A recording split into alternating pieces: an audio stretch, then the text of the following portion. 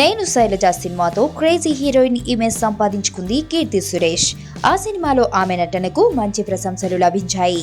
ఆ సినిమా ఘన విజయంతో ఆమెకు టాలీవుడ్ లో కూడా వరుస పెట్టే అవకాశాలు వస్తున్నాయి. ఇలాంటి నేపథ్యంలో మన టాప్ హీరోలు మహేష్ జూనియర్ల దృష్టి ఆమెపై పడిందని టాక్.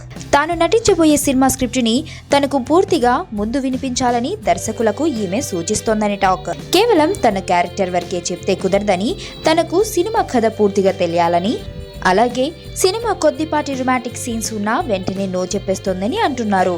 చివరకు తన తల్లి సీనియర్ నటి మేనక కూడా తన కథల విషయంలో జోక్యం కలుగజేసుకోనివ్వడం లేదని కోలీవుడ్ మీడియా గాసిప్.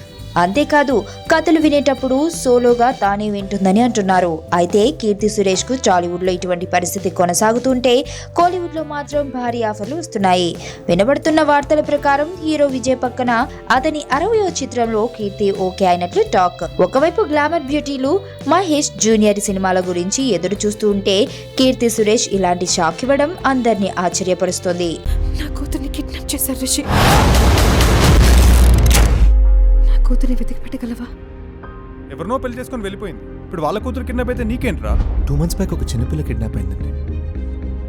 కిడ్నాపా? ఎప్పుడండి? మీరెవరు? నువ్వెవరు? ఎవరు మీరు?